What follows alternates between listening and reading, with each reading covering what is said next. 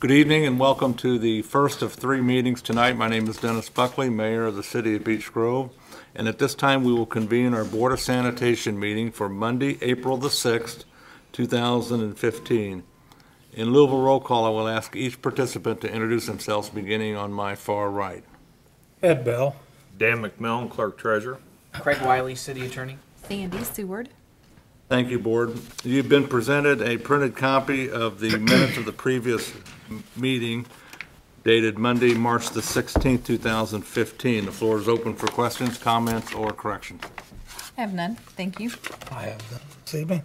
No questions, comments, or corrections. I'll ask for a motion to approve the minutes as presented. I'll make said motion. And I'll second. All those in favor signify by saying aye. Aye. I also vote aye, and the motion carries. Board, you have a docket of wastewater claims dated April the 6th, 2015. 5 pages in the amount of $217,856.29. The floor is open for questions or comments. I have reviewed the docket and I have no questions or comments. No questions. No questions or comments. I'll ask for a motion to approve the wastewater claims dated April the 6th, 2015 in the amount of $217,856.29. I'll make said motion. And I'll second. All those in favor signify by saying aye. Aye. Aye. I also vote aye, and the motion carries. We have no unfinished business from the previous meeting. We have no business for the board to hear this evening. Comments from board members? I have none this evening. I have none. If not, I'll ask for a motion to adjourn the meeting. Make said motion. I'll second. Meeting is adjourned at 6:02 p.m. We will convene the Board of Public Works and Safety meeting in 5 minutes. Thank you.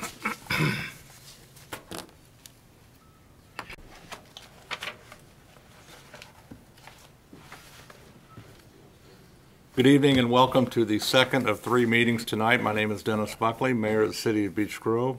And at this time, we will convene our Board of Public Works and Safety meeting for Monday, April the 6th, 2015. In lieu of a roll call, I will ask each participant to introduce themselves, beginning on my far right. Ed Bell. Dan McMillan, Clerk Treasurer. Craig Wiley, City Attorney. Sandy Seward. Thank you, board members. You have been presented a printed copy of the minutes of the previous meeting dated Monday, March the 16th, 2015. Floor is open for questions, comments, or corrections. I did have a small correction that I've already talked to Dan about. It was in regards to permission to hire part-time for the Parks Department. They just a minor correction that Ed, he approved the hiring of Angel, and he also seconded. So I was excited about it. Hey, hi Ed. All is good. Any other questions or comments or corrections? I have none. If not, I'll ask for a motion to approve the minutes dated Monday, March the 16th, 2015, with the one correction. I'll make said. And I'll second. All those in favor signify by saying aye. Aye. I also vote aye, and the motion carries.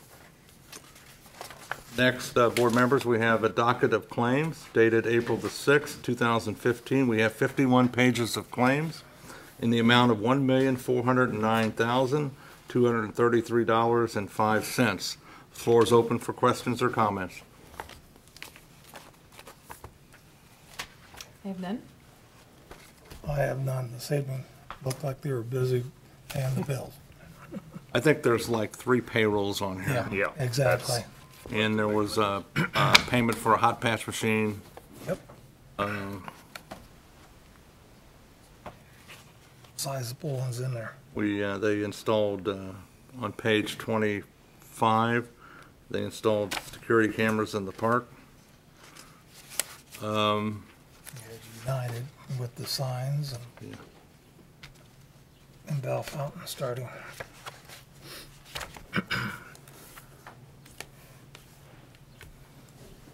I think that was it.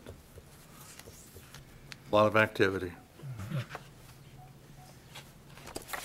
No other questions or comments. I'll ask for a motion to approve the corporate claims dated April the 6th, 2015, in the amount of $1,409,233.05. I'll make said motion. And I'll second. All those in favor signify by saying aye. Aye. I also vote aye, and the motion carries. Thank you. We have no unfinished business carried over from the previous meeting. Under new business, we have several items. The first is the bid opening for the fire engine. And at this time, I will ask Board Member Sandy Seward to open the bids, please. The first bid is from Donnelly.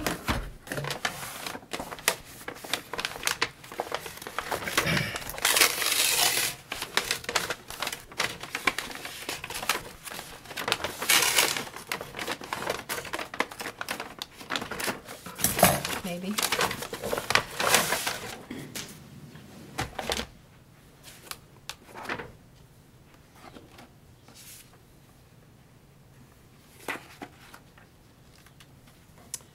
The total bid is $448,678.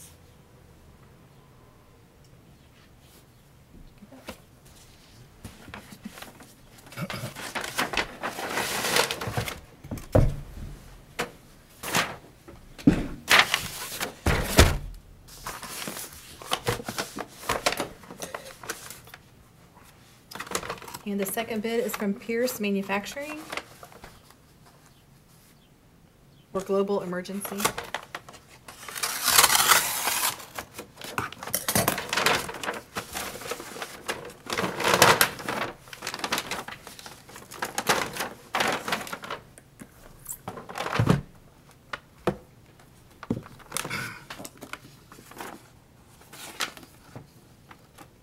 The total bid amount is $519,200.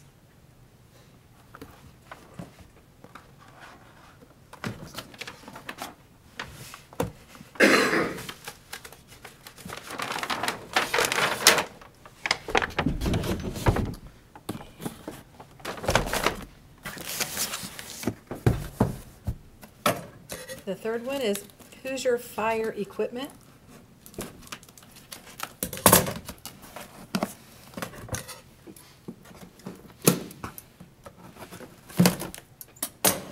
Like Christmas.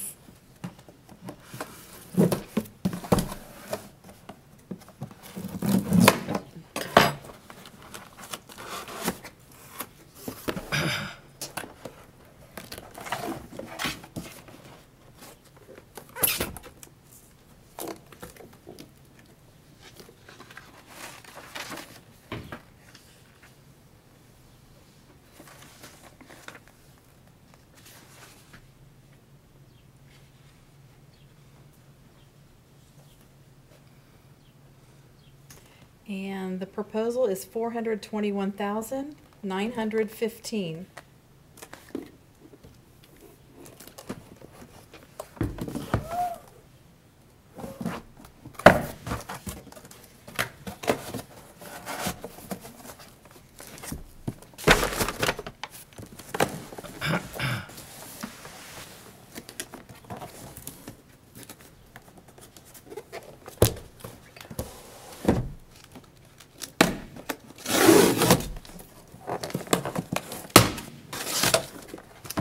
And this one is from Fire Services Incorporated.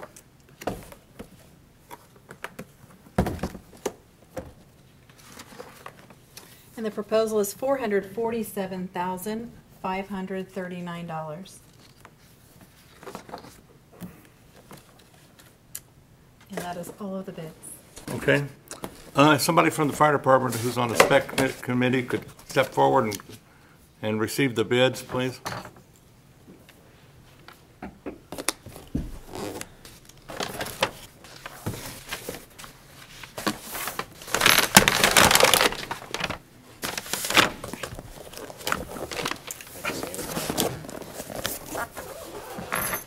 What we'll do is the spec committee will review the bids and then report back with a recommendation to the Board of Public Works and Safety, and we will award the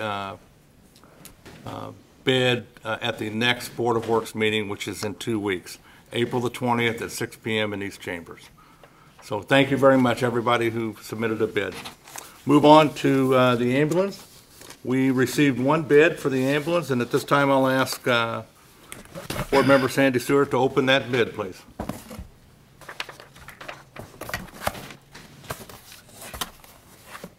Where is it? And this bid is from Fire Services Incorporated.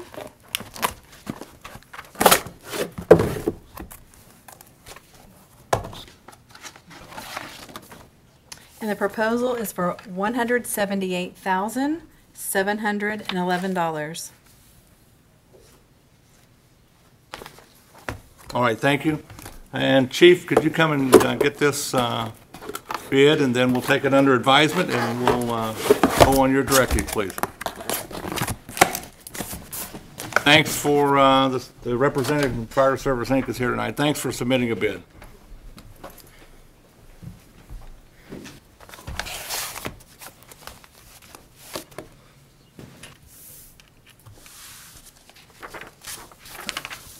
Next order of new business is presentation to accept credit cards for ambulance payments. Chief?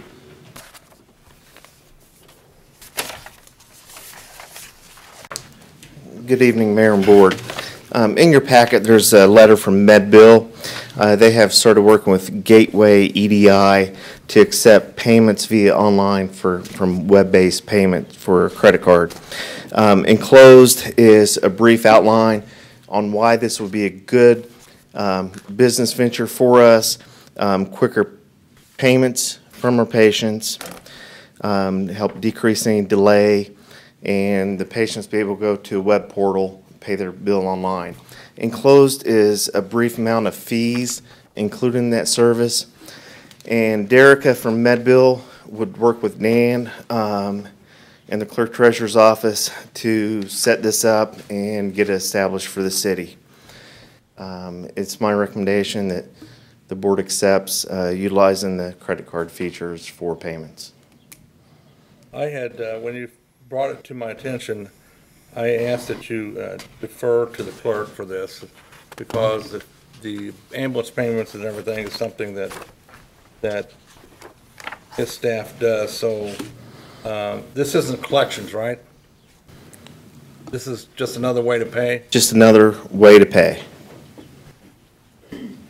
All right, I would defer to the clerk on this. I do have a question that I wanted to clarify after looking through this. Who is paying this fee, the city or the customer?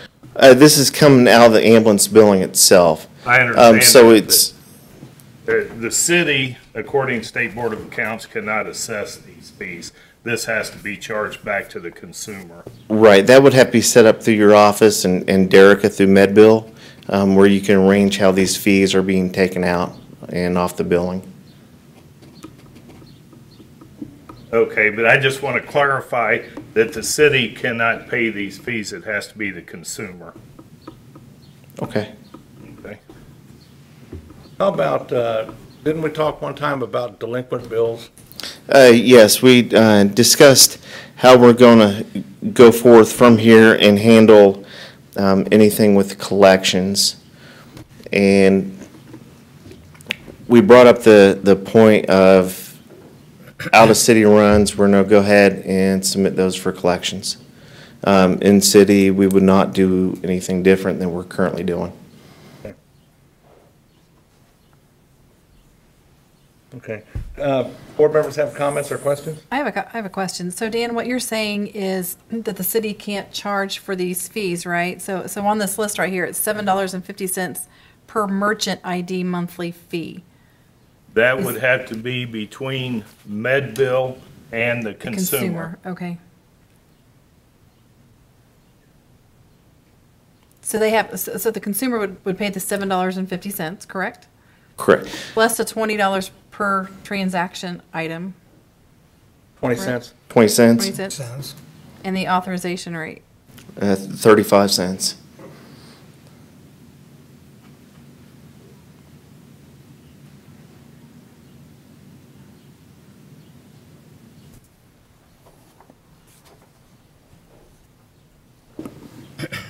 Any other questions?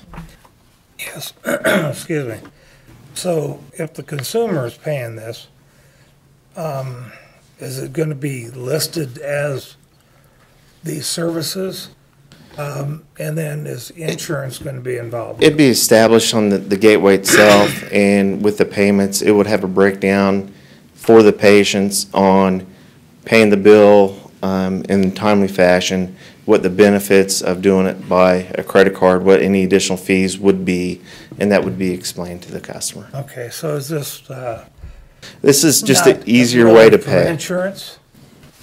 Or is this the cash paying This customer? is for a cash paying customer, Okay. yeah, Alright. in addition to insurance, or if there's any supplemental costs that need to be covered. Okay. That makes sense. One thing that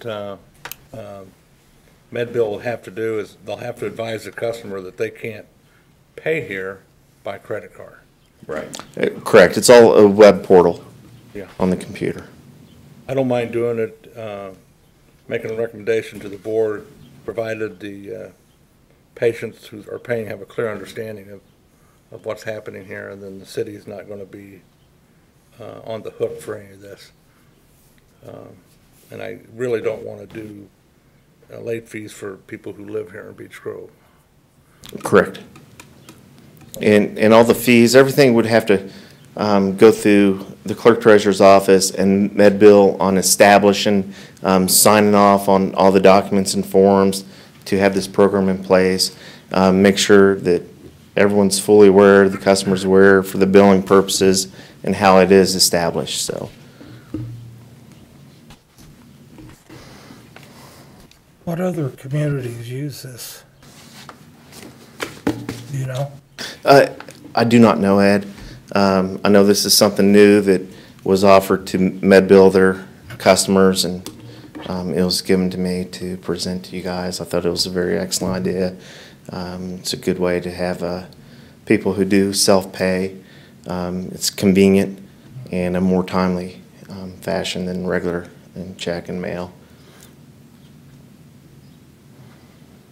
How will the consumer know to use this service? It'll be on their bill. They will either receive their bill via regular mail, or they can do through email, electronic billing.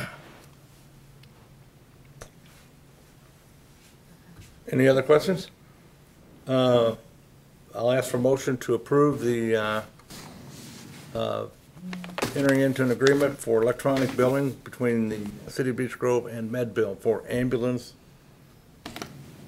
services only. I'll make said motion. And I'll second. All those in favor signify by saying aye. Aye. I also vote aye, and the motion carries.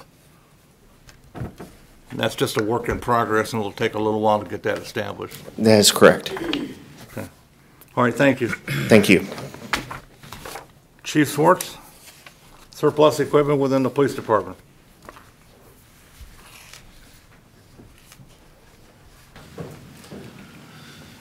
Good evening, Mayor and the board. I am asking that I be allowed to surplus police car computers and some cars and the equipment that the computers would hook up to, and some of our consoles and switches that are outdated and they do not fit in our new cars.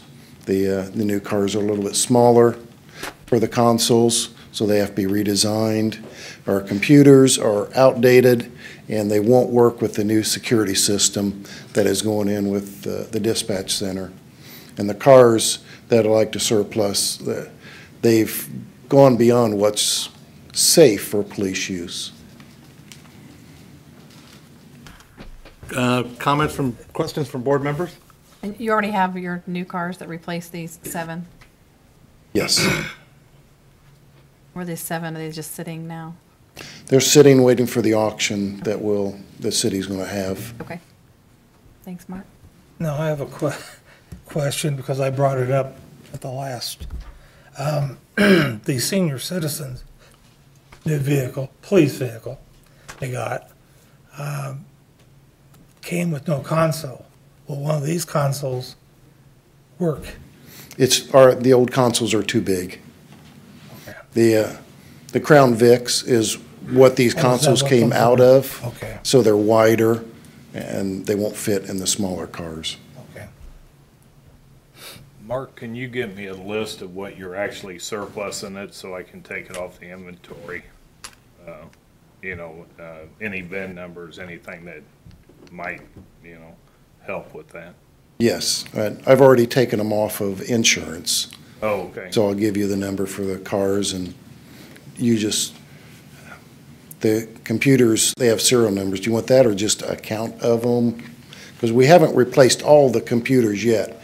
As we get air cards and our IT guy can put them in and our installer can put them in, that's how we're replacing them. Yeah, if you got an ID number. However, it's just we have to list it on the gateway, each item we're surplusing out, and then each new additional item, so we can keep that up to date. Okay. Any questions or comments for the chief? I have none. If not, I ask for a motion to approve the request to surplus outdated police cars, computers, consoles, equipment mounts, etc. I'll make said motion. And I'll second. All those in favor signify by saying aye. Aye. I also vote aye, and the motion carries. Thank you. Thank you. The auction will be June the 20th at 9 a.m. at DPW, so in case anyone's interested in coming out. Next order of business is amendment to the street sweeping, DPW. Brad?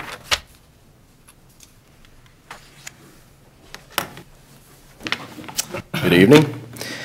When we did the agreement with EnviroSweep, we had them base the agreement off of last year's street sweeping schedule, and it was a little, this is the first time that we've done this, so it was a work in progress.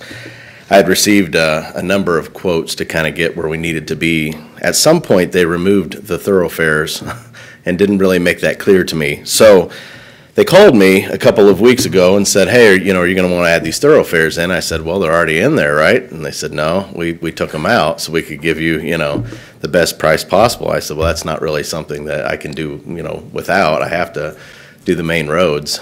So I had them put together a proposal. I had them justify the numbers that they did for the original quote. The proposal added in, it puts them in line with the other quotes, so I still would have chosen them from the two quotes that I had. They were that much lower without them. Adding them back in puts them pretty close to TerraPro, I think within $400, and them being local in Beech Grove doesn't change the outcome. So I think you have it before you, but it would be $1,689 per month for 6 months to add in everything on the map that was considered a thoroughfare, which is obviously all the main roads, Emerson, Churchman, Elmwood, Albany, all the roads you wouldn't want them to not do. So I'm seeking to get that approved and added in. Floor is open for questions or comments. I have none. Well, on this, no. I saw them coming today, doing the sweep cleaning. They came down 10th Avenue, South 10th, 4 times. I mean, Make sure the street's really clean. well, that's what I was wondering, Yeah. if they're gonna do that all the time, or? I wouldn't think so. It's probably a lot of new drivers that are getting used to the route. It could be that they're getting from one place to another and maybe not taking the most optimal route to get there. But I know they worked ahead a little bit today because of the rain in the forecast. They didn't want to get rained out, so they tried to work into Zone 4 today. I had a couple calls from people wanting to know why they were sweeping Zone 4 on Monday when it was supposed to be on Tuesday. So, I was able to communicate that to people. Weather permitting, they'll try to work ahead if they think there's something coming that might prohibit them from sweeping. But I can't answer to why they necessarily did Okay, that. I noticed in my neighborhood, there were 3 trucks on Friday, and at one point they pulled over and they all were convening and looking at maps. So they Yeah. probably are learning their route. Sure. But their Yeah. streets did look nice when they were done, so thank you for that. Yeah. Any other questions or comments from board members? Have none? If not, I'll ask for motion to add the addendum of the estimate number 1931 for an additional $1689.62 per month. I'll make said motion. And I'll second. All those in favor signify by saying aye. Aye. Aye. I also vote aye. Stay there for a minute, Brad. We bought this, you ordered the hot patch machine and we paid for it. It's paid in full. Tell me how it's doing. Yeah, it's great. I mean, it's one of the couple pieces of machinery that when you buy them, you really look back and wonder, like, how'd we do this without this piece of machinery? We're able to get the hot mix now, which is price-wise about half of the cold mix. Hot mix runs about $65 a ton. The cold mix is about $115, so much cheaper on that end. And then much easier for the guys to work with. If you've seen them out, they're emptying it out now at a lower level, which is easier to work with. It's hot. The properties of it are much better to put into the roadway. So it's made that 100 times better than it used to be. And we've gone through a lot more material in a good way. I compared it to last year. I think we went through about 15 tons about this time of year, and this last month we went through 48 tons. So we're able to get more in quantity and then get out and do larger sections of road. So it's really made a big difference. Questions for board members? I have none. Have none. Thank you very much, Brad. Thanks. Next order of business is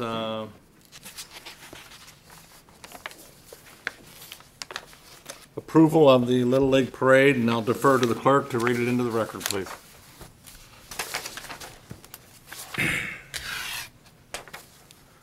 On behalf of Beech Grove Little League, I am excited to announce that we are gearing up for another fabulous baseball season, and I have some important information I would like to pass along in accordance. Beech Grove Little League's opening day is on Saturday, April 25th. We would like to kick off opening day with a parade of all the Little League teams and coaches. The parade has been part of opening day for many years and a special part of the season for many kids and their families. It is because of this that we would love to have the help from our Beech Grove Police Department, Beech Grove Fire Department, and Parks Department in helping to ensure the safety of all those participating in it as well as spectating. The Beech Grove Little League teams and coaches will be gathering at Sarah T. Bolton Park around 8 a.m.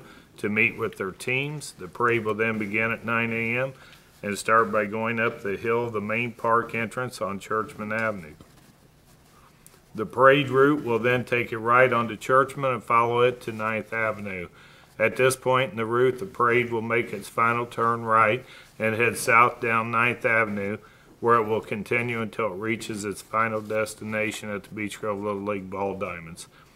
Once all teams have arrived at the Little League and the last team in the parade has stepped off of 9th Avenue, the parade will be over.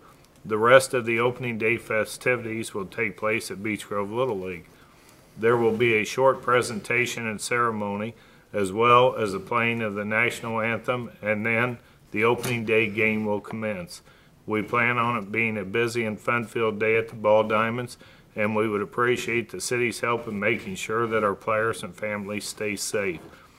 As I am aware, the Beech Grove Little League treasurer has already submitted the required certifications of insurance to the Parks Department. If you have any further questions or need any further information, please let me know. Cassidy Cole. Thank you. Questions or comments from board members? I do have questions. With the construction going on at Hartman Park, how is that going to affect the parade?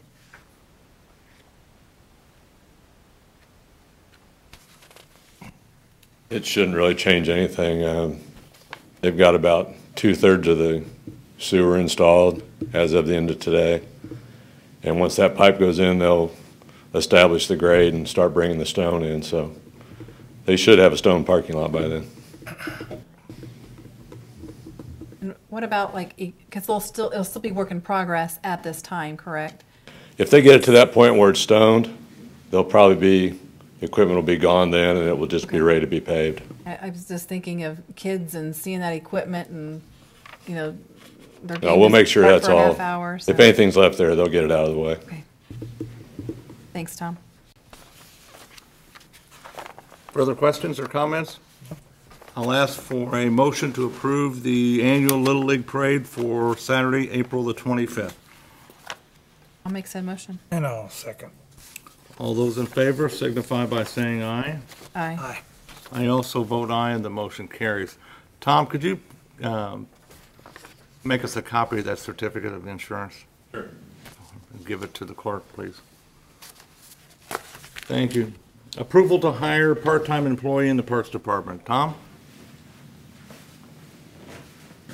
Good evening. I'm here to ask the board's permission to hire John Morgan in the position of labor in the park.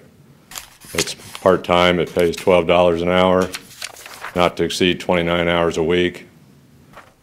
And if you approve him, he will start work tomorrow. Is And budget- it doesn't affect the budget. The money's in the budget already. I guess one of the good things about that is he can see the park out of his back door. He's a neighbor, and he plans on, we plan on using him for some of the odd hours, locking the restrooms, midday on the weekends. Maybe somebody can keep a little more of an eye on the place. Yeah. Any further questions or comments? I have none. Stay up here for a minute, Tom. I ask for a motion to, from the Parks Board, or Parks Director, to hire John Morgan for a part-time position not to exceed 12 hours, or 29 hours per week at $12 per hour. I'll make said motion. I'll second. All those in favor signify by saying aye. Aye. I also vote aye, and the motion carries. Earlier, when we were doing the dockets, I talked about the installation of cameras down in the park. Can you talk about that with all the parks and then the problems that we're having in the park system now? Yeah, we've had, from early this spring through spring break, we've had a pretty long list of vandalism. The fountain was disabled. Mostly the plumbing was all ripped out of it. Partitions and lights were damaged to the point that they had to be replaced in the restroom that was at the office building. Some other items that are a little more minor than that, but they accumulate at a point and get to be pretty good. So we did put 4 cameras on the office building, so we can see out to the street and the back gate and the back door and the restroom doors, see who's going in and out at all times. And then we got prices on the rest of the parks. So as money becomes available, we'll be putting cameras at each restroom and shelter area. And these cameras tape 24 hours a day? Yeah, they keep the video for about a week, and then they recycle through. So if we had an incident, we can back them up and look at what we've seen.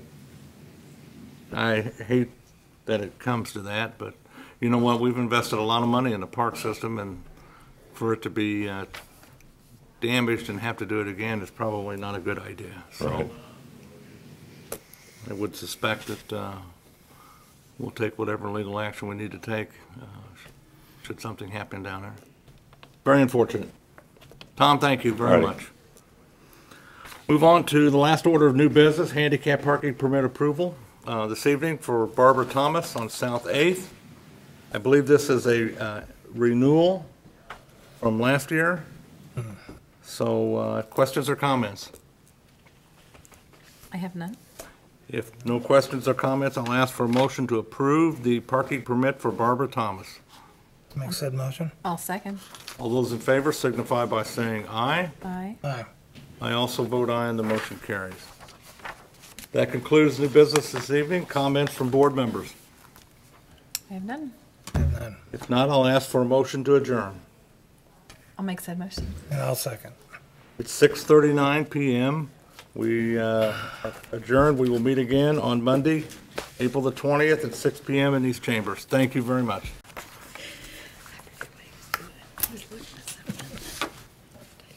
Good evening and welcome to the third and final meeting tonight. My name is Dennis Buckley, Mayor of the City of Beech Grove. And at this time, we will convene our Common Council meeting for Monday, April the 6th, 2015. In lieu of a roll call, I will ask each participant to introduce themselves, beginning on my far right. Dave Mobley, City Councilman at Large. Dave Harrison, District 5. Dan McMillan, Clerk Treasurer. Craig Wiley, City Attorney. Anthony Davidson, District 3. Ed Bell, District 2. Mary Huser Stewart, District 1. Kathy Coates, Council at Large. Thank you. Please rise for the Pledge of Allegiance.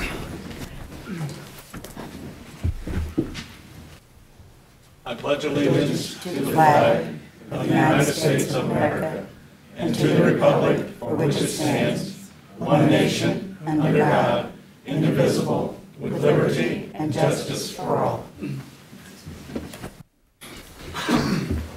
Thank you. Under special presentation, we were going to recognize the Holy Name Girls 7th grade basketball team for their city championship, but we'll table that until next month. They were out of school today, and we called to confirm again, and obviously the school was closed. Is there anyone here from the RDC that would like to present their annual report? Don, he was going to. Council members, you have that report in your packet. I just wanted to have Don go through it for explanation. If not, we will introduce Dr. Paul Kaiser with Beech Grove City Schools. Dr. Kaiser is here to talk about the referendum and several programs that are going on within the system. Dr. Kaiser, welcome. Thank you. Well, I'll try to be brief. I know you have a busy agenda, and I heard there's a game on later on tonight if you're a basketball fan. The first thing I'd like to talk about is our upcoming Community Service Day, and I'm just going to pass these out just as a reference. We started a community service program in the fall. It's now a requirement of Beech Grove High School. You have to work, or give, I should say, 20 hours of community service. So to help with that, we have 2 days during the school year where we empty the school, we hit the streets of Beech Grove. For example, I met with Susie Day. We're going to go around and work on all 5 cemeteries here in Perry Township. Our kids are to clean those up. Actually, they're going to work with Sam Merle. We're going to bring him out of retirement somewhat. And Sam's going to take our kids around, and we have a group doing that.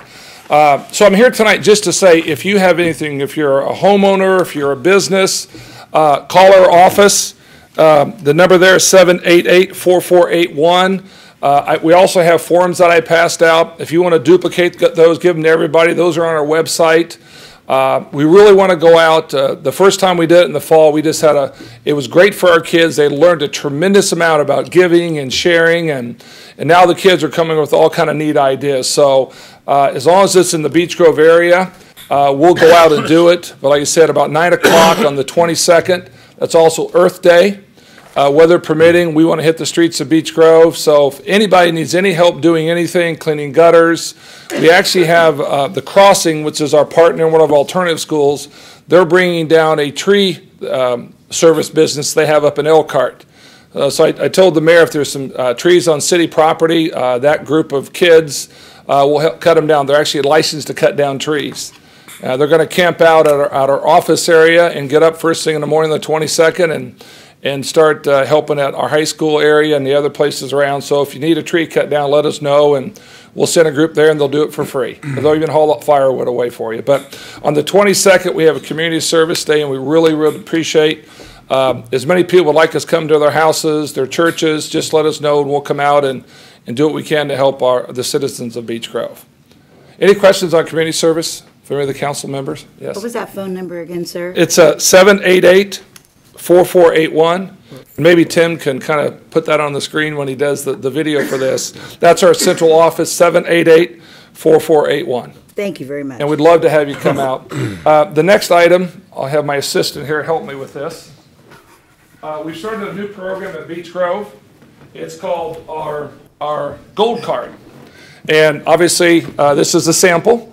And we mailed a lot of these out for addresses that we have. But anybody 60 or over who lives in Beech Grove, or they have grandkids, nieces, nephews, I mean, you can live outside Beech Grove, but if you're 60 or older and you want to attend any event for free, call us, same number, at our office, and talk to Eileen McManus, and we will mail the cards out. We sent out, oh gosh, I want to say 500 or 600 already, And you get in any event except, unfortunately, for the sectionals. When you get into tournaments, we can't let people in for free for that, but we might be able to slide them a little discount or maybe slide them in the back door unofficially. For example, the first weekend at our school play, we had 70 very mature adults from Beech Grove come to our school play for free. They flashed their gold card and they walked in. So again, if you're out there and you haven't got one and you want one, even if you live outside Beech Grove, but again, your relatives participate in activities, 60 or over, we'll give that to you for free. So again, we obviously have smaller versions of these that we mail out. Any questions on our gold card? Comment. Yes. I got mine. I appreciate it very much. I called the young lady. She answered the phone. I told her thanks a lot, and I would be using that. So I appreciate that. Great. Thank you very much. We really want to give back to our community and get people involved. The next thing I'll talk about, again, I'll be very brief on this. Back in 2009, as everybody knows, property tax caps hit the state of Indiana and had a huge impact on Beech Grove. We have the largest property tax cap loss of any school corporation in the state of Indiana, over $3 million. Again, we lose $3 million a year with property tax cap loss. In 2009, we did our referendum. That allowed us to regain $1.4 million, and that was for transportation and for maintenance of our building. On a operating referendum, you have to go back and re-vote on that every 7 years. So believe it or not, it's time again to come back. So on May 5th, on the ballot, the first question on the ballot will be, will you vote yes or will you vote to continue the current referendum rate of 35 cents for transportation, maintenance, and safety of our schools and our buildings? I want to emphasize the first question on the ballot is 100% tax neutral. It will not increase taxes at all. Again, the first question on the ballot is transportation, and I'm not going to read through the materials I gave you. I think everybody knows we're an A school system. We're in the top 3 test scores in Marion County. We have one of the higher graduation rates. I think everybody knows the reputation of our school, but most people don't realize that we have lost over $3 million since 2009. And there's a graph in there I'd like to talk just a little bit about, and which is real critical. And we put this together for presentations, your last page. In 2007, we brought in $9.4 million in local tax revenue for our school corporation. In 2009, after winning the referendum, we were down to $6 million. Of that $6 million, 1.4 was the referendum. Without winning that referendum, we would have gone down to 4.6. If we don't win the referendum on May 5th, the first question, we're down to 4.6. We have to cut people up to 1.4 million. That'll be devastating to our school corporation. Teachers, bus drivers, we're hoping not to eliminate transportation, but that's an option we're going to have to look at. Again, that first question is 100% tax neutral. So hopefully everybody will come out to the polls. Our biggest challenge, only 1/3 of our parents are registered to vote. Today was the last day to register to vote. I took my last registration form down today at 3 o'clock. 1/3 of our parents who live in Beech Grove are still today not registered to vote. And as you know, we sent flyers to everybody's house. We gave the online. That's really concerning. We do have over 90 seniors in high school registered to vote. And that's going to be part of what we do every year. We've got to get our seniors in high school understanding their role, their responsibility, and their opportunity to be involved in our democratic process. And so we're very pleased with Randy Mills and our other senior teachers. They come to the auditorium. I register them right on the laptops right there. And so we got 90 more than we've had in the past, and we want to continue doing that every year. It's very, very critical.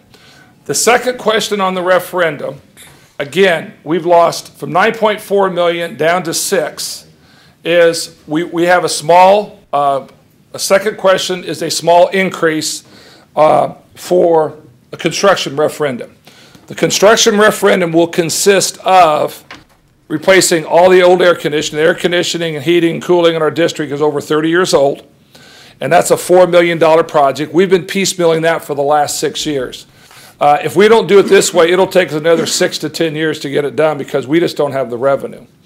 The second part of that Second question is, we want to renovate the Mike McMarr Auditorium. It hasn't been touched since it was built back in the late 60s, early 70s. Our local Beech Grove Fire Department have inspected it, and they thought we might want to get rid of the extension cords that we have running here and there just to run the electronics part of it.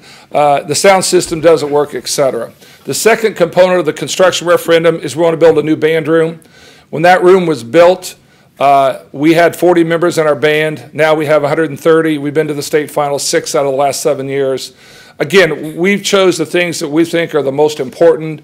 That's updating our HVAC system and trying to provide that for our band. Even with that increase, it's less than $3 per month for the average taxpayer. The average house in Beech Grove is assessed at $83,200.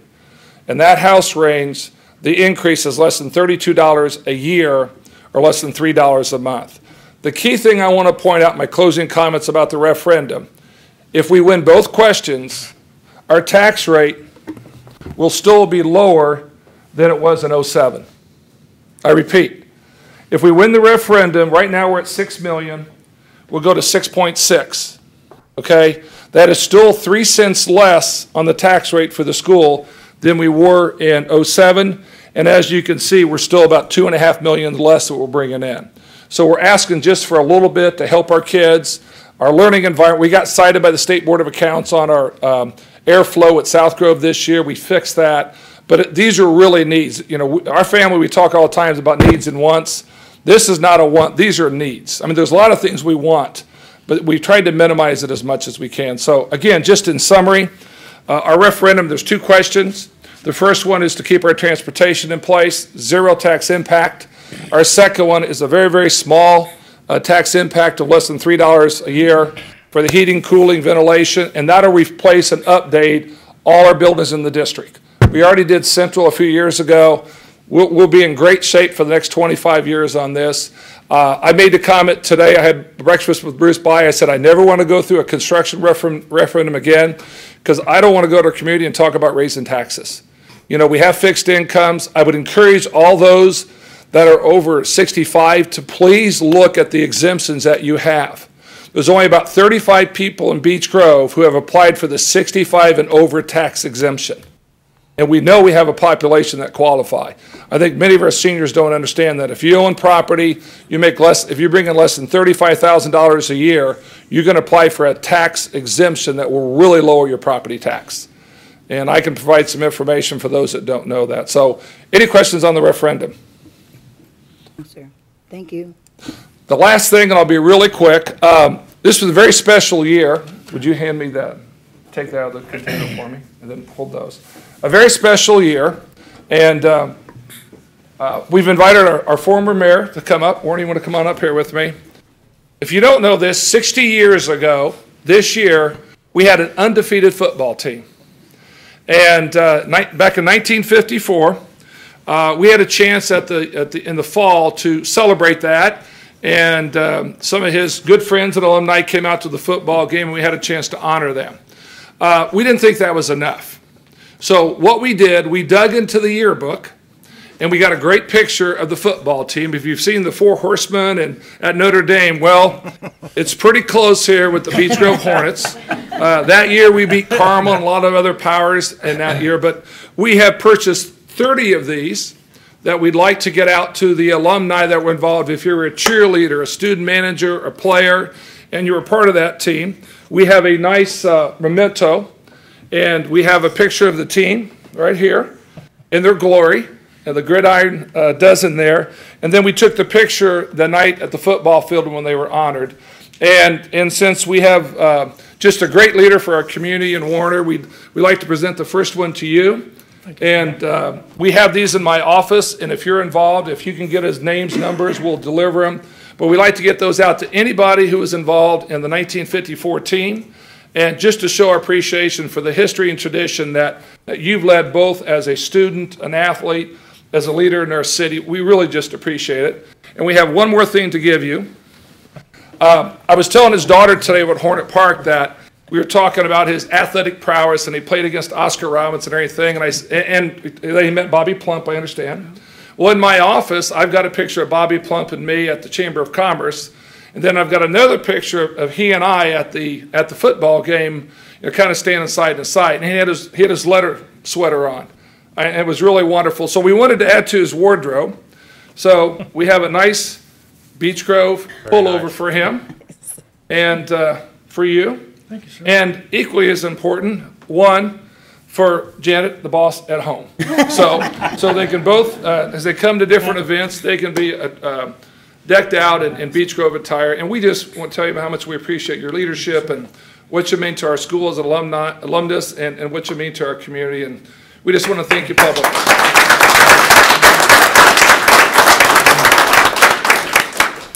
Well, I'd just like to thank Dr. Kaiser and the school board, city council, and the mayor for making this presentation tonight. It means an awful lot to me. I'm getting to be an old Beech Grover. And like Dr. Kaiser said, it's been 60 years ago since we had the undefeated season. If anybody would like to hear about a 3-minute breakdown of that 54 team, I'd be happy to tell you a little bit about it. Anybody interested? Sure. Sure. Okay. I just had to bring some notes. Right. Well, actually, to get an idea of the atmosphere in Beech Grove in 1954, you'd have to have seen the movie Hoosiers, because Beech Grove and Milan in 1954 was just about the same amount of students in our school as what they had down at, I guess it was Hickory, that we had here in Beech Grove. And to be honest with you, football wasn't a high priority in Beech Grove back in 1954. In fact, my first 4 years in high school, we had 4 different coaches. They'd come and coach a year and say, well, this is not for me, and move on. We had a coach by the name of Jim Tate. Jim Tate was actually a football player. He played for the University of Illinois. And he also went on to play several years with the Detroit Lions. And then he went into high school coaching and came here to Beech Grove. In 1954, he brought his brother Bill with him. Bill was a running back for the University of Illinois that year. And in the Rose Bowl that winter, Bill was voted the most valuable player in the Rose Bowl that year. That was Jim Tate's brother. And then he left and went back to Illinois, and a fellow by the name of Eric Yeager came in, and Eric was actually a wrestling coach.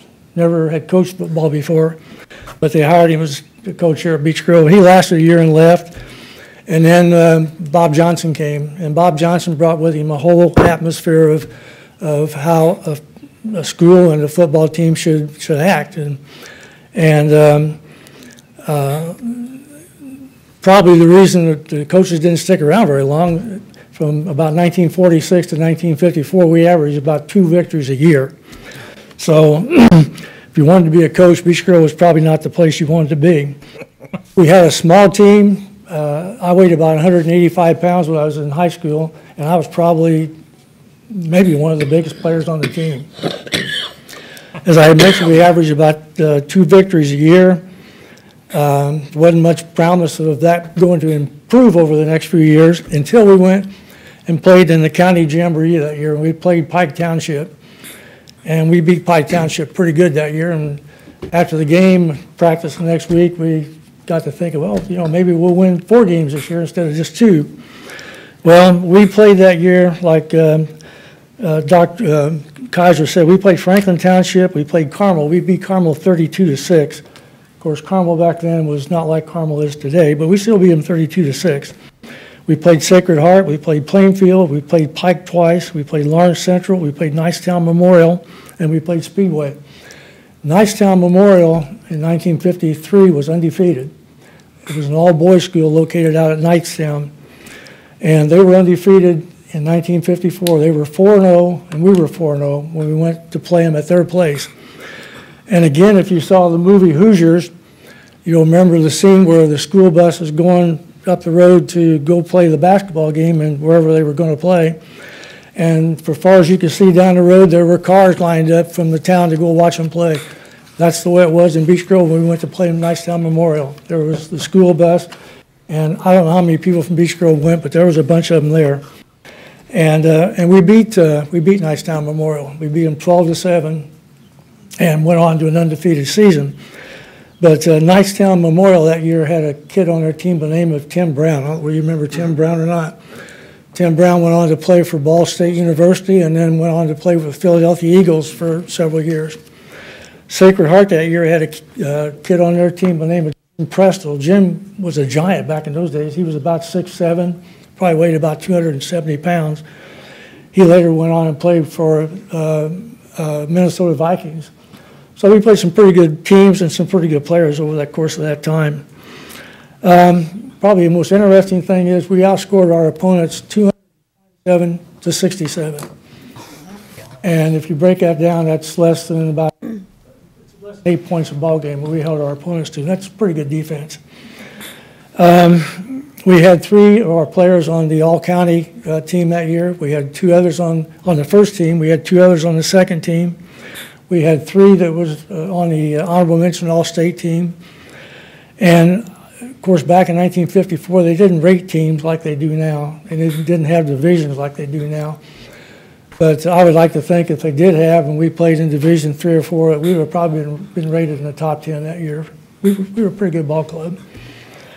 And Bob Johnson that year, Bob taught in Beech Grove probably for 40 years maybe, and was just an outstanding person. I love Bob with all my heart, really, and unfortunately Bob died a few years ago. But that's about it. Just a little bit of a background about the 1954 team. If you've been around Beech Grove for a long time, like Kathy has been, people still talk about that team. So it's a source of pride for myself, source of pride for the people who was on the team, and hopefully a source of pride for the city of Beech Grove. Again, I thank you all very much. Hang on a minute, Warner. One question. Hang on a minute. I'm not going to let you sit down before you share the story of Garden Oscar Robertson. Oh, God. I go over to Warner's quite often and sit and drink coffee, and he tells me stories. This is a classic, folks. We're going back 60 years, but if I remember right, Crispus Attucks had won the state the year before. It was undefeated. And we had the unfortunate experience of drawing them in a sectional that year. And I never will forget, we were preparing for how we were going to beat them. And Dick Brunel was a coach, and he said, Wiley, he said, we're going to run a 2-4, I think it was. And you're going to chase Oscar Robertson around. Wherever he goes, that's where you go. So, okay. So make a long story short, I guarded him for one. He only played one half. Scored 32 points. And I don't remember what the final score was, but it was like 99 to 29. So thanks for bringing that up, Dennis. I appreciate it. Wait a minute, Dave's got something. Now, what position did you play on the football team? Well, I played center one year. I played linebacker and center one year, and then my senior year I played tackle. Okay, thank you, sir. Thank you for asking. Thank you. Hey, Mr. Wiley, I got a question for you. Yep. I heard the Democrats are looking for a candidate in District 3. Are you interested? No. All right. I will say one thing. I read about that team when that came up, and that Tim Brown kid, your guy's biggest man was 185 pounds. This kid had legs that were 100. I mean, this was a big. They said in his time he was a boy in a man's body. And He was at for you least guys six. to beat that, I mean, it was phenomenal. He was at least 6'4", probably weighed 220 pounds. But anyway, we beat him, so it's. It had to be phenomenal. But just one last thing. Dick Byland was the mayor of the city of Beech Grove at that time. And he was out at that game, and the referees made a bad call that most of the Beech Grove fans thought was bad, and of course Dick did too. He actually went out on the field. He was going after the referees, and George Fowlfield was his nephew, was on our team, and of course George went after him and got him stopped. But it could have been another Hoosiers, But anyway, that's a story from an old guy that appreciates the opportunity. Lived all my life in Beech Grove and enjoyed every minute of it. Thank you very much. Thank you. Thank you. All right.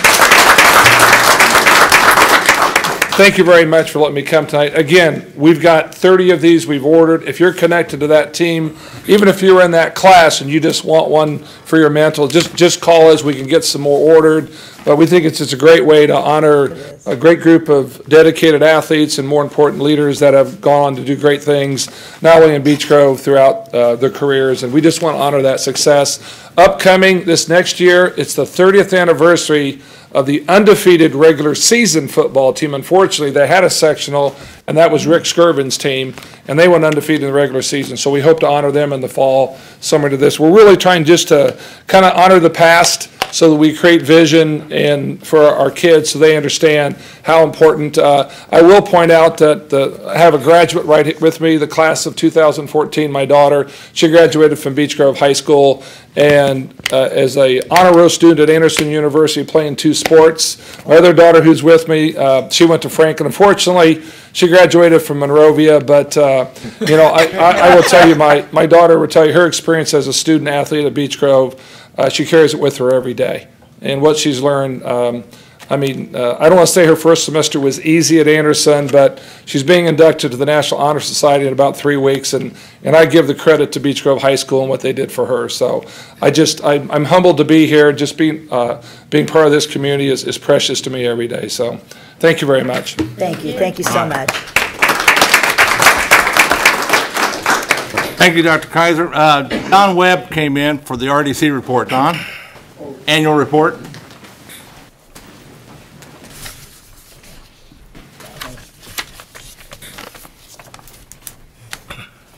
I apologize for being late. We were at FanFest, so by the time we got through it, it was, and then downtown traffic. Part of the RDC, we have to file several reports throughout the year, and the first one that was due is our annual report, which was due March 15th. We contracted Jeff Peters. He basically handles our paperwork, and just going over the highlights of the memo, I emailed you along with the report. Again, I was elected president, Ron vice president, and Kathy was our secretary. We don't have any salaries. It's just a volunteer board. The thing I would look at for us is at the end of last year, we had basically $1.56 million on hand. I think we've been pretty good stewards of trying to save this money and to put it in places where it could help. I look at the roads we basically helped fix last year, whether it be 8th Street or over by St. Francis, which we're still trying to get development in, and the alley over behind 17th Street, which I thought was also needed. But in looking at this for the year coming up, we've already got 3 projects that are currently underway, which are going to be additional swing sets at South Grove Park, which the RDC is funding, and a friendly turtle, which I'm not sure what that is, but it's something for little kids, I assume. That's coming to Sarah Bolton. And the other thing I'm really excited about is I talked to the Parks Department, or he emailed me a question, but the old tennis court should be coming up out of the ground, and that should become a greenway again, because one of the things that has bothered me that when I have driven through there, I'll see people park on that tennis court. You know, they play basketball, but they're too lazy to walk from the parking lot, and it's just disrespectful. If the RDC would have had the money and could have done it this year, I would have gotten the security cameras for the parks as well to make them safer. But again, our goal in working with the mayor and the Parks Department is to make our parks better. We still got other projects on the board for this year, whether it be remodeling, building a new bathroom over by the dog park and stuff like that. So there's a lot more going on as the year goes on, and we'll report that as it comes. But we still got carpet coming to the community center, and there's some other good stuff coming. So again, I invite you all to come to one of our meetings if you can. Next one will be, I think, the 16th, the day after taxes. Everybody should be excited about local government and state and federal government after the 15th. So if there are any questions or anything else I need to expand on, please feel free to ask. Questions for the RDC president? No, but thanks for sharing. Oh, not a problem. Like I say, I think when we get rid of those tennis courts and put grass down there, it'll just maybe more a soccer field or something. But it'll look a lot nicer than just old asphalt sitting there for years. So they were good back in the day. Yeah, I agree. But I mean, I'm hoping that we continue infrastructure like our parks. And I forgot to mention one other thing. we are still working with Crossroads to revive the Greenway project. I'm hoping that we'll know more by May. We're working with the mayor on that, but we're going to see if we can't, because we did turn in the grant money because we couldn't use it, which we were told that was a favorable, that we didn't hold on to it and try to hoard it, that we actually volunteered it back, so that should help. But I feel pretty good about us possibly getting that, and again, putting greenways in, that's something that youth and people love, and again, it makes us more community friendly. So, we should be able to let you know more on that when we get to May. So Great. Keep your fingers crossed on that. Absolutely. Thank you. Thank you very much. Thanks, Don. I wanted to, before we move any further, I wanted to introduce a proclamation concerning the Religious Freedom Reclamation Act. And I encourage the council to sign that. You're not bound by not signing it, but I want to read it into the record. Whereas the city of Beech Grove aspires to continue to be a growing and expanding community, and whereas in order to achieve our goals and to continue to grow as a city, we must attract the next generation of talented professionals, and whereas in order to attract a dynamic and talented workforce, the city of Beech Grove must continue to create an environment of equality in which human dignity, inclusiveness, and diversity are celebrated, and an environment of discrimination of any kind is not tolerated, regardless of whether the Religious Freedom Act is passed, amended, or replaced. And whereas the city of Beech Grove does not believe that any individual should be discriminated against by another individual based upon the individual's sex, race, color, national origin, religion, disability, age, or sexual orientation. Now therefore, I, Dennis B. Buckley, Mayor of the City of Beech Grove, along with the honorable members of the Common Council for the City of Beech Grove, desire an inclusive city, proud of its growing diversity, are tolerant of discrimination of any kind, and desire that all persons residing in the City of Beech Grove adhere to the core values of equality, tolerance, human dignity, diversity, and inclusiveness so that we can continue to grow as a city. And signed the 6th day of April 2015. I'll pass it down. If you would like to sign it, you are welcome to sign it.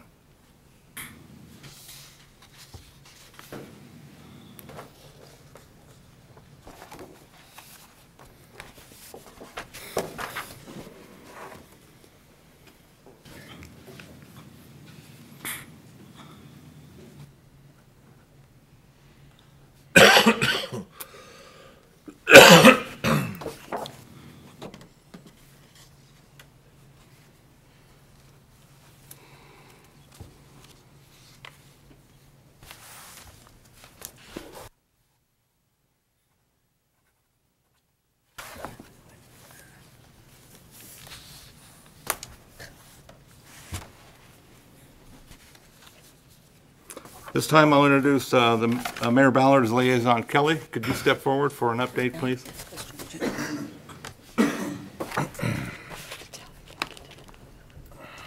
Good evening, Mayor Buckley and the council. Thank you for having me tonight. I brought with me a sign-up sheet for my email list that I will leave in the back of the room. And Mayor Buckley was kind enough to print off for all the council members my most recent email that I sent out. So I thought I would just share that with the rest of you so you can see some of the things that I talk about. One of the things that I want to let you know, I was at a meeting today, and nothing is in a way that I can share it with you other than there's some very big intersection improvements coming up for Franklin and Perry Township. The city of Indianapolis has received some federal dollars, and so construction for some of these intersections will be probably in the year 2019, which is a little ways out, but knowing that it's coming and that we have funding for some of these intersection improvements, traffic can be quite a problem at some of the four-way stops that we have out here. So I'm very excited about that, and as soon as I have details that I'm able to share, I'll be happy to get those to you.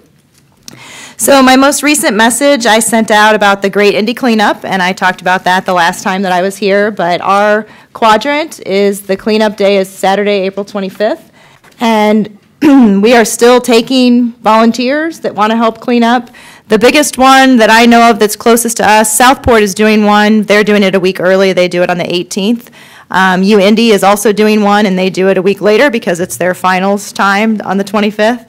But we try and accommodate everyone. The Franklin Township Civic League will have a dumpster, and so if you want to go, they have several locations. You can pick up trash bags and gloves, and then hopefully if you have a truck, or you can drive your trash back over to where that dumpster is, and the city comes and takes that dumpster, because we are out of dumpsters right now for cleanups. But so all the ones that are around, we're going to try and utilize those. So the Great Indy Cleanup, things look pretty bad after the winter, and this is our opportunity to volunteer to make things look better. For IMPD Southeast District, we have a new commander, and I don't know if any of you have had the opportunity to meet with him yet, but Commander John Mann, and he is trying very hard to meet people out in this area. And I know Beech Grove has their own police, but I'm sure that they work closely with Southeast District. So I put out the latest newsletter from the Southeast District. They also just sponsored, part of what was in my newsletter is about all the egg hunts that were going on in the area. I'm sure you guys had several around here too with your churches and schools, and there were several in Franklin and Perry Townships. IMPD hosted one at Hubler Chevrolet on US 31, which you couldn't turn off of US 31 to get into it. They had traffic stopped on the road. That's how many people attended that. So it's amazing what free hot dogs will do to draw a crowd, right? The Indiana Photographic Society sent me something about, they had an opening reception for their Window on the World photography exhibition, and that's one thing I wanted to point out to you guys. I know that Beech Grove is its own city, and you have your own way of communicating as well through your city website, but anything that you know of that's going on, I'm happy to put that out to everyone. You know, the plays at the high school, or just whatever you guys have going on, it's important. You guys are right central to everything, too, that people know what that is, so I'm happy to share those things if somebody can send them to me. We had the Kennedy King commemoration downtown at Martin Luther King Jr. Park on Saturday as well. There's a couple job fairs coming up if people are interested. These are at Work One Indy North. Walmart is having a big hiring there if anyone's interested in that. And then there's one at Work One East as well, and it has several companies are going to that. So Wednesday, April 8th, and Friday, April 10th. There's going to be a big folk festival, Folk Fest, the Virginia Avenue Folk Fest on May 9th, and they're looking for volunteers to work at that. And then I send out NDOT information as well, and so the talk at a lot of the meetings that I've been to recently is the last section of I-69 that is happening, and NDOT's actually opening a local office. It's going to be, well, fairly local, more local than it's in Martinsville, for people that have questions. Also, we have a city county councilor, Jason Holliday, and he is on the Community Feedback Committee, I believe is what it's called, for the I-69 route. So if anybody has comments or questions, he's an excellent resource, and we're lucky to have him on that steering team. Tox drop information I always put out. I know you guys do your own thing. We had a snow season recap, just for your information. We received 25.6 inches of snow this season. So a lot of snow, a lot of salt was used. And then Garfield Park is a close park to us, and they have several neat things, the Arts Center, the Conservatory, so I send out some of the things that they have going on. So that was kind of all I had for tonight, just kind of a recap of what's going on in the area, and I'd love to talk more about the Beech Grove stuff if you guys want to send that to me, and I'll take any questions that you may have for me tonight. Questions for Kelly? No questions. I do want to, today we had another meeting of the technical committee for MPO for the bike path scoring and other things, and they were talking about getting with all of the Mayor Ballard's liaisons to talk about getting the word out about bike paths and stuff like that, and Don brought it up in the RDC report.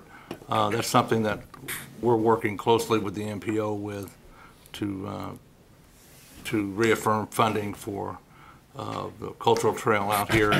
And I think our goal is to, hopefully the city of Indianapolis will bring the trail down from Fountain Square to Beech Grove, and then we would pick it up and run it through Beech Grove, and then it would pick up again outside of Beech Grove and go out to the southeast portion of the county. I think that's the long-term goal. because there's nothing out in the southeast part of Marion County. Right. So they're looking into that, and I know that's a ways off, but it's a positive thing right now, and we want. I get a lot of questions about that, actually, and it is a ways out, but all of this requires a lot of planning and coordination, so that's why. I would welcome the opportunity to sit down with you and Don possibly. I haven't heard anything from the MPO yet, so I'd like to kind of get your feedback. That way, if all of us are kind of saying the same thing and working towards the same goal, that just makes it easier. We should So meet on it, and we met again today. We meet again June 1st. June 1st. So we'll go from there. Okay, great. All right, Kelly, thank you so much. Thank you. Thank you very much, hon. Appreciate it. Council, next order of business is a reading of minutes. And we have a correction of the January minutes. I'll defer to the clerk for explanation. Dan? Okay, on the January minutes, it was just actually an interpretation on how it was read, and so I just wanted to bring it to the council's attention and see how they actually want it wrote into the minutes. And I think it was, let me see, to replace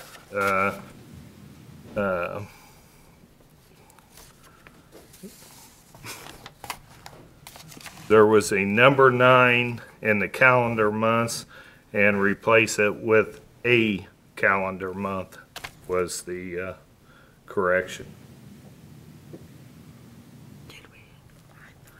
That is the only correction to the minutes. Instead of, it reads 9, it should say A instead of 9. So I'll ask for a motion to correct. I'll make said motion. I'll second it. All those in favor signify by saying aye. Aye. And now we have minutes from the previous meeting dated Monday, March 2nd, 2015. The floor is open for questions, comments, or corrections. I've read the minutes from March 2nd, and I move that we accept them as written. I'll second. All those in favor signify by saying aye. Aye. Those opposed, the same sign. Thank you, council. Time for public comments. Yes. Joe Griffin.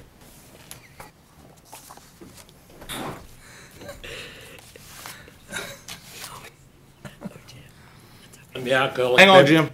We're going to do public comments first. Okay. Yep.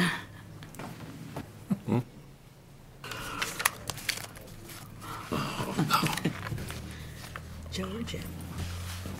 All right, Joe, 3 minutes, sir. All righty. I think y'all know me, Joe Griffin, 65 South 17th, Beech Grove, Indiana. I'm here to call attention, serious attention that needs to be paid to the RDC for a good reason. This is just. I think government serves a purpose, but I think government should pick up my trash, have police and fire if I call, and have a court system if I have a dispute with my neighbor. Other than that, I really do think that government needs to stay out of everything. Do I think RDC should even be with, I question whether they're even a good government entity in general. It's not viewed as an undesirable site. What the I criteria would is ask the board then, if you had senior parents, which I don't know if you do or not, I've got, my mother's 73, but would you really want to move her next to Amtrak? My question though, to that point, it's supposedly $10 million, but $6 million of it is our tax dollars.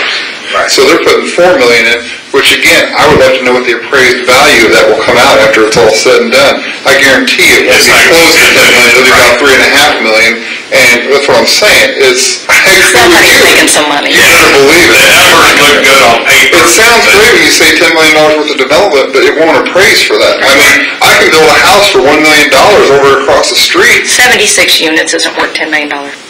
It's totally You know what is even worse is this PCB thing. The idea of putting grandma and grandpa next to that. I mean, to me, it's a story made for Nightline.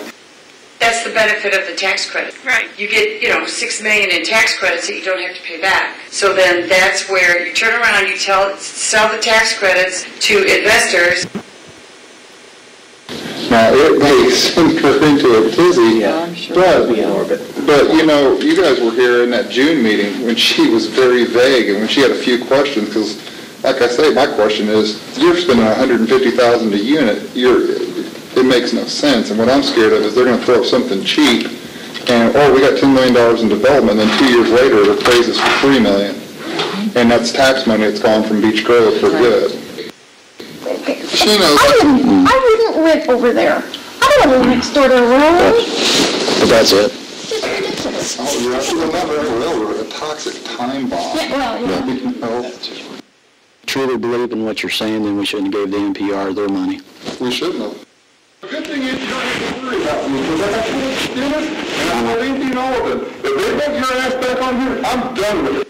If you have a mayor here to keep me, and you wonder why your shit doesn't work, well, All that was at an open meeting. Nothing was ever, that was all open meeting stuff. And that's your current RDC president going on, representing the council, in which the council put on board. And there was absolutely no reason to pass the rock pile deal because we weren't even close to having the information that we needed in order to make it legal to protect Beech Grove, as all you guys know. So you guys need to take a serious look at the RDC because there is a lot more down below this than anything else. After all, Mayor Buckley, Councilman Davison, President Ed Bell, you guys were at the Ice Miller meeting for the thing. Take a look at that and then start examining it. That's all the farther you have to go and start looking down there. You know, maybe they are doing some stuff, but you got to take a look at that stuff. So, and Mayor, why don't you like me? Why don't you like me, Mayor? Beg pardon? Why don't you like me? That is uncalled for, Joe. Have a seat. Don, you can rebut that. That is very embarrassing to this board.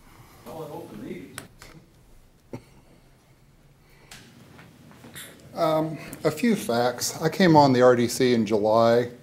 Councilman Davidson actually had put something up asking if somebody would step up and volunteer for the board, and I was naive enough to step up and say, sure, why not? Because you all have volunteered through elections, granted, but to serve on the board to make Beech Grove a better place. In 2013, I myself served under Joe Griffin.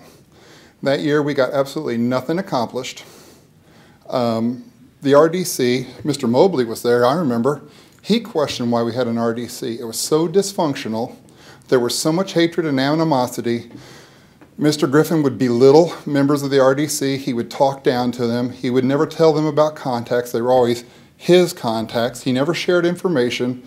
It was to the point in 2013, by the end of the year, that myself, Mr. Moat, Ms. Chappell had all stated to the mayor and other officials that if he was on that board, we would not serve because his leadership was nothing but divisive and anger. And his anger now, I don't know why it's directed, but if you drive out to Churchman Avenue and you look over there by Gangstead, you will see sewer pipes getting ready to be put in the ground. You will see development happening on ground that had sat there vacant for 50 years. There is no conspiracy. I went back and reviewed the records in September after I'd heard what a bad deal this was, and the fact of the matter is Mr. Griffin, as part of the 2012 RDC, voted to approve that project. He conveniently forgets all this stuff. Mr. Griffin is also, in his petty belligerence, has filed Freedom of Information request, which has cost the RDC over $5,000, caused Mr. Runn to donate a several amount of time, and Mr. Runn's even been gracious enough to have his paralegal do the work pro bono. I'm sure Mr. Wiley can share with you the cost of having to do stuff like that. It's been amazing. We've had 2 open door law complaints filed against us. One of them, which I didn't even know how to respond to, stated that I put the time as 6:30 for an executive meeting, and Mr. Griffin was confused whether that was AM or PM. I would ask any of you, have you ever held a meeting at 6:30 AM anywhere around here? His vindictiveness and his anger towards the RDC is just been ridiculous. And the comment where I used profanity, it just so happened that I had come after I've been on a phone call with Mr. Griffin, taking my family out to dinner, and when I came home, I found roofing nails all over my driveway, which could have hurt my tires, or worse yet, my son and daughter, my wife and son who drive to work, it could have flattened their tires. And I know where they came from. I had to call the police on it, but Mr. Griffin comes up here, as you all know, waste your time. He offered nothing but played audio that was available to all of you. You all are, I've invited you, I've been open with you. If I wasn't doing a good job, I would ask you guys to tell me so, and I'd gladly give up the board to someone else. But as long as you trust me, I will work for the betterment of Beech Grove because I believe in this community, and my goal is to build up the RDC, not to tear it down with that stuff. Personally, I think you're doing a fantastic job. Thank you, Dave. I also think the young lady back there is doing a fantastic job, and I think the RDC is better now than it was 2 years ago. Well, I would argue last year we did roads. We got rid of Digital City, which had sat there for years, and it was costing the RDC $320.78 a month to pay for electricity that we weren't using, and that no one had. And we at least got $1,000 out of it. And we may get more. This year, we're helping the city on the Churchman Avenue. You know, we covered the first $134,000 of that grant. And if you look at that, eventually there's going to be a roundabout there. And this all ties into growth with Beech Grove. Is it Kinetrix? With Kinetrix, they're talking about $30 million of investment buying that refined metals property. Think about your community with $30 million more of investment. That helps Dr. Kaiser out on his schools and his budget. That helps you guys out on your police and safety. It also is going to keep trucks off of Churchman Avenue. Who drives Churchman Avenue? The kids going to the high school. I used to go on that back route. So these are all things that are making our community better. But, you know, and then again, when you drive by Churchman, you're going to see a community growing up. And in fairness, at the time, you know, I didn't understand all the issues because I was new to the Redevelopment Commission, but the brownfields and the state, IDEM, have certified that property clean. The area that is not clean, the PCB, they have to follow rules and procedures to put a cover on that and seal it. They're not allowed to develop on that, but you know, IDEM has given that property a clean bill of health. It's $8.8 million, again, that is going into our community, and it will provide housing. You know, whether or not my mother lives in a house, you know, at the time, I was basing my information on facts that I had heard that I ended up having to check because I'd been somewhat misled by my own laziness or naiveness. But I think the RDC is working good. But again, I always open it up to you at any time. If anybody has any issues or questions, please feel free. But I think what he was played tonight was out of context, and it wasn't fair, and all of it was from 2013. 2 years ago when Mr. Griffin was president. You didn't hear any highlights of what he accomplished, now did you? Because he accomplished nothing other than to get the mayor ready to pull history off the RDC and shut it down completely. Councilman Mobley, I remember the first meeting I was at, he questioned even having one because it was so dysfunctional. And he was right now that I look back to question that because you guys did not have good leadership at that time that was interested in helping Beech Grove. They were more interested in punishing the current administration. All right, thank you, Don. We will move on. Committee reports. I talked with Principal Steve Cox today. He was unable to provide youth council members for tonight. The Greenscape Committee did not meet in March. The Redevelopment Commission, we've heard from them this evening. Public Safety Committee did not meet due to spring break. ABC report, Jim? Sorry about that earlier. You're fine, no problem. Didn't it? Hey, I'm Jim Brooks, I'm Alcoholic Beverage Commissioner for the City of Beech Grove. We had 3 go before the board today.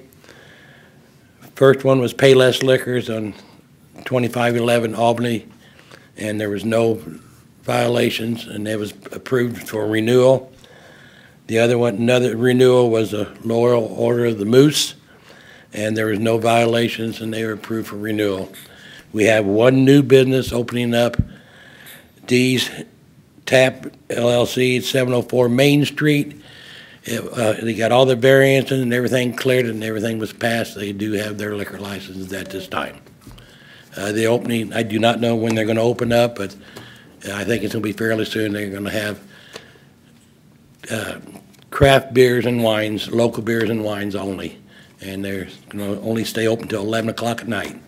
So, questions for Jim? Thanks, Jim, for the report. Thank you. Appreciate it. Financial report, Dan. Good evening, councilors.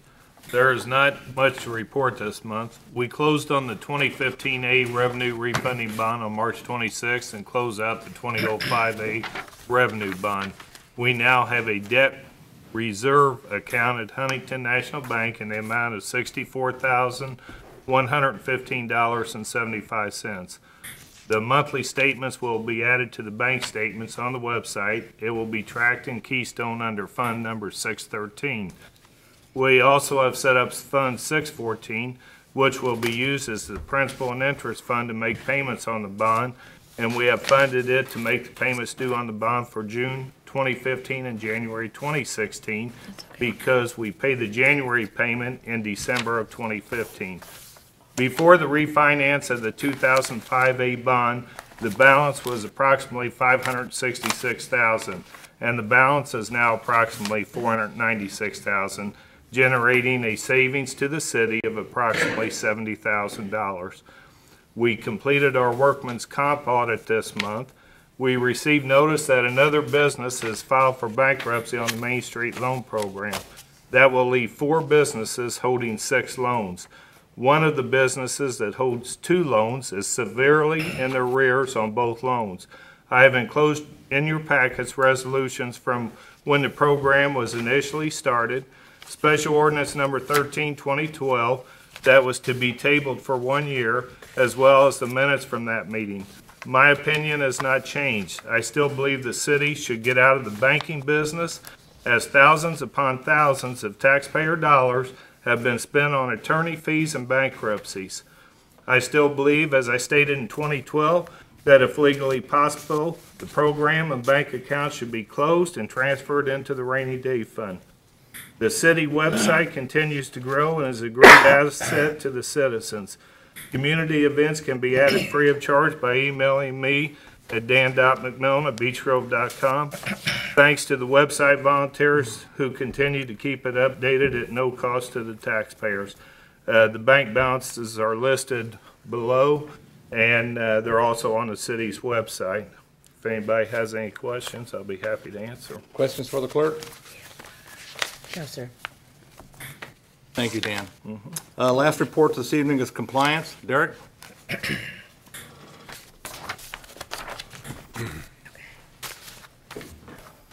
Good evening. Weather's broke. Things are starting to pick up in the compliance division as a result. For the month of March, we found 69 addresses with violations. It's about double anything we've done so far for the year. Of these, almost everybody has solved their problems in their first reinspection. Of all the reinspections we did, only 4 had not resolved their problems. We did have 5 tickets issued last month. All those were to the same address. That was to a hotel which did not get a license. They have now chosen to get a license, and that's resolved. We had a handful of signs that were picked up. We reported about 3 dozen vehicles over to the police that were either abandoned or parked illegally in yards and such. Probably the biggest thing we've done over the last couple months is work on identifying abandoned and empty homes that are in the area. This is to prepare ourselves for the busier months when they're not getting their lawns mowed, trying to track down who's responsible for these houses so that we know who to send letters to and who to call. So hopefully that work will help us out the coming months. One thing, unfortunately, though, a lot of the empty homes are under foreclosure. And the way our current ordinance is written, it's not possible for me to hold the banks that hold the loans on these homes responsible for them. So that's something we may need to look at in the future. Lastly, we worked with Linda in the sewage department as part of that same project of looking at empty homes to try to determine which homes were empty and which were not. We found about 35 homes that were not receiving sewage bills, but yet were occupied. This was, I think, the result of a problem with Indianapolis Water not notifying the city of Beech Grove, and they're working on resolving that now. Any questions? Questions for Darren for compliance? Just a comment, Derek. Sure. Doing a good job. Appreciate it very much. I think we all know that you're here, available if we need you. And it's nice to see that you're in Beech Grove and not touring the world. That you're around. Thank you very get that much. over the winter. Very briefly. Sure. What prompts you to do an inspection at a house? Well, there's really 2 ways. First way is I'll get a phone call or an email, or someone will send a message to the Bears Action Line asking us to inspect a house. They have a complaint. If that's the case, we'll go out and take a look and determine if there's a violation or not. Sometimes there's not. The other way is we do randomly drive around the neighborhoods, look to see what's out there. It's completely random. There's not, I'm not going out and targeting any one place or any one house. We don't target rentals versus anything else. We just look as we drive down the road and see what's there. What's an illegally placed sign? Illegally placed sign would be a advertisement that's placed on the city right of way or on telephone poles or something of that nature. Yes. When you're driving around, do you actually go on the property? No, we do not enter anyone's private property. That is a lie, and I can prove it. Okay. I was remodeling at my home. I had a door sitting beside my house, out of sight, and I got a letter from you guys that it had to be removed. Now, if you don't come on my property, then how'd you see that door? I don't know the particular incident you're speaking of. The only way we would see a door that is on your property that is not visible from the street is if a neighbor had invited us to come on their property. No neighbor invited you on the property. The door was behind my house, leaning against my barn. I can't comment on your particular instance because I don't know what you're talking about, sir. Okay. Any other questions? Any other questions for the? No. Thank Thanks you. again, Derek. That completes committee reports. Under unfinished business, we have a Greenscape Commission appointment for the council. I'll defer to the council president pro tem. Ed? Thank you, Mayor.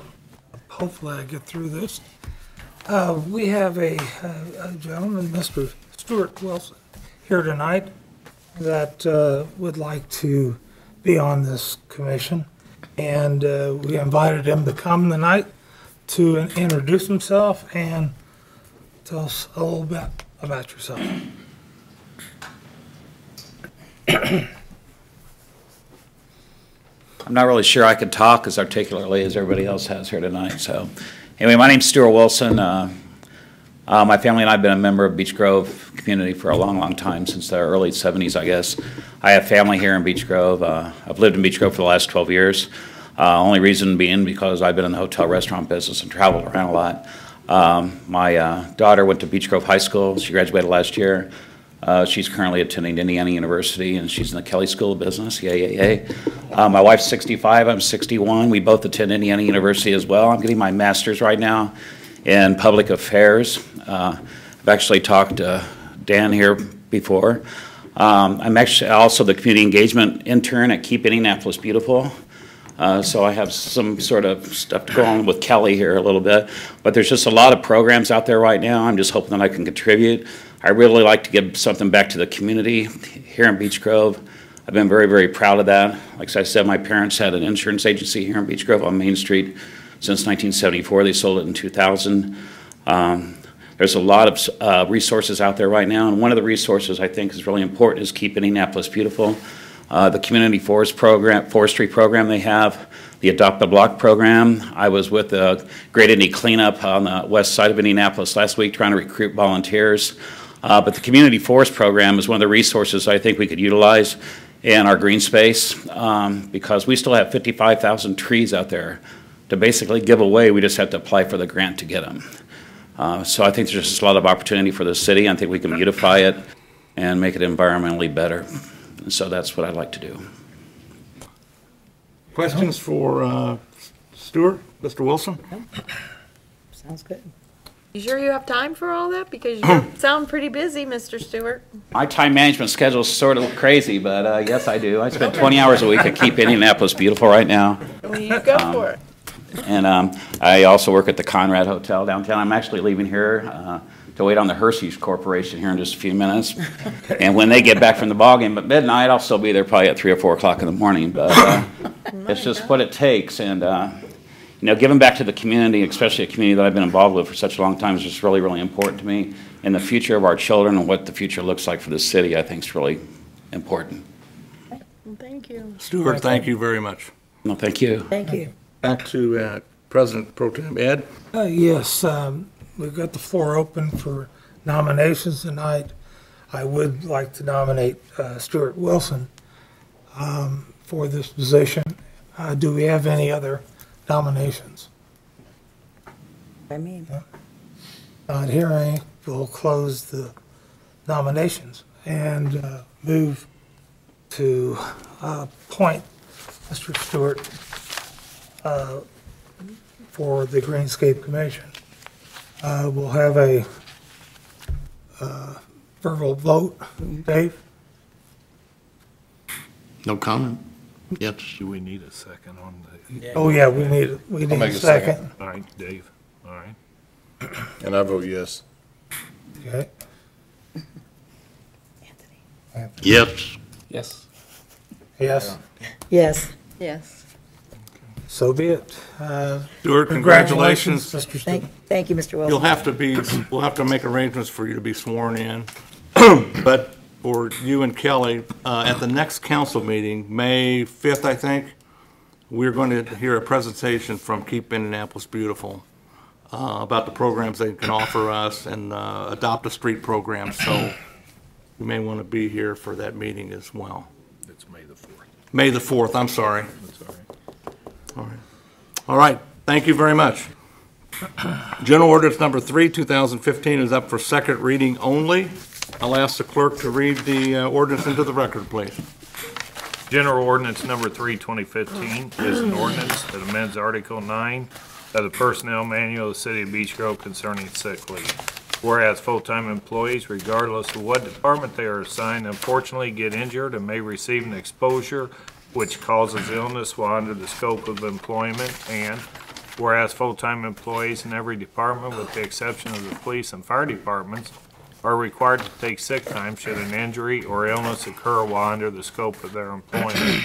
And whereas employees, especially new employees, may not have accrued ample sick time to protect themselves in the event of an on-the-job injury causing loss of wages, and whereas part-time employees and elected officials are not eligible for sick day benefits and accumulation of sick time.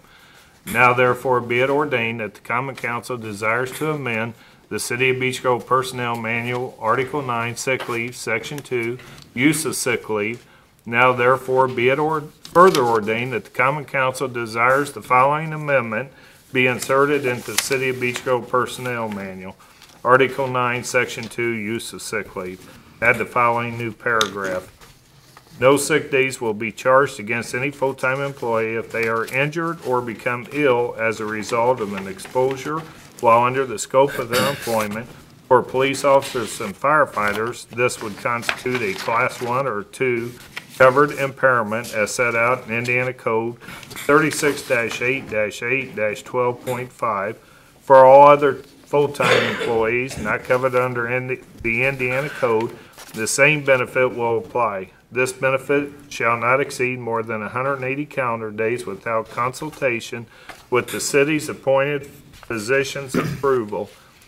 Now therefore be it ordained that the Common Council desires to amend the City of Beech Grove Personnel Manual concerning sick day benefits for full-time employees. Now therefore be it further ordained that this ordinance only applies to the amending of Article 9 of the City of Beech Grove Personnel Manual.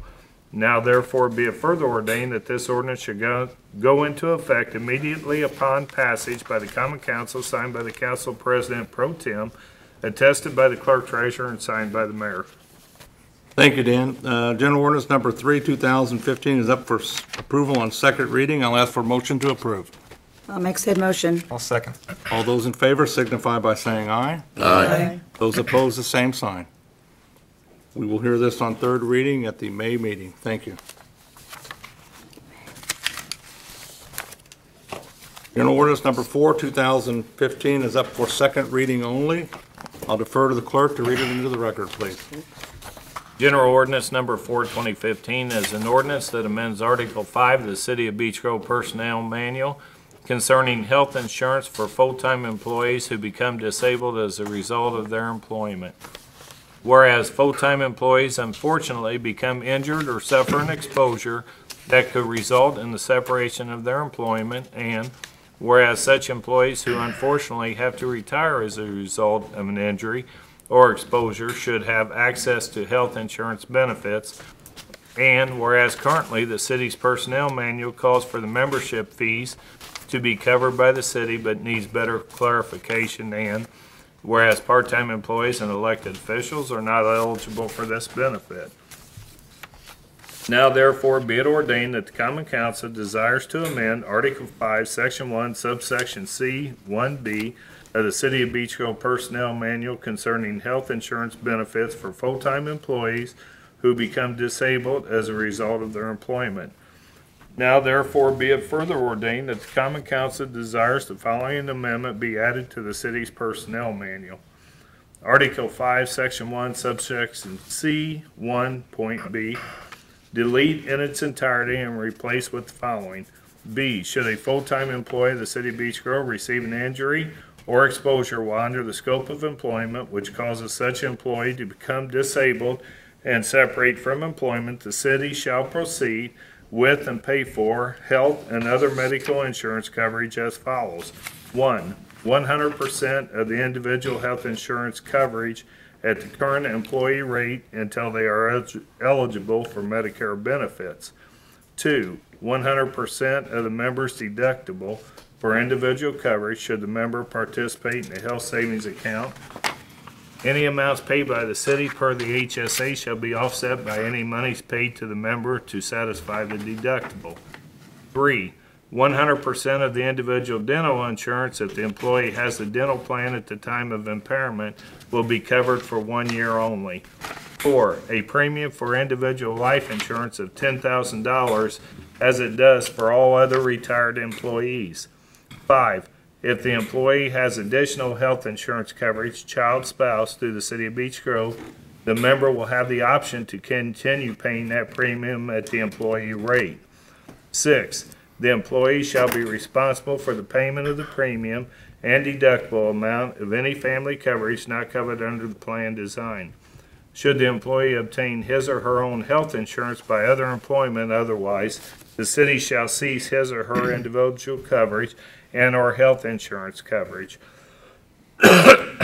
Now therefore be it ordained that the Common Council desires to amend the City of Beech Grove's personnel manual concerning health and other benefits for full-time employees. Now therefore be it further ordained that this ordinance only applies to Article 5, insurance for the City of Beech Grove personnel manual and not any other portion of the manual. Now therefore be it further ordained that this ordinance shall go into effect immediately after passage by the Common Council, signed by the Council President, attested by the Clerk Treasurer, and signed by the Mayor. Thank you, Dan. General Ordinance number 4, 2015 is up for second reading, or up for approval for second reading. At this time, I'll ask for a motion to approve. Dennis, I got a question on this, just for clarification, so they can think about it before the next meeting. As it reads for their dental, that they have to have this coverage at the time of the injury. It's not clear whether or not the health insurance, do they have to have that into, do they have to have it in effect as a covered member? Yeah, it says here on number 3, in order to be eligible for that benefit, they have to have the plan be enrolled in the dental plan at the time of the impairment. If they're not, then they're not eligible for that. But that only states that under dental. Should it not state that under health at the same time? Under number 1? That might be something that the council may want to pick up. Right, and that, this way it'll give them time to think about it, but General Ordinance number 4, 2015 is up for approval on second reading only. This time I'll ask for a motion to approve. I'll make said motion. I'll second it. All those in favor signify by saying aye. Aye. Those opposed, the same.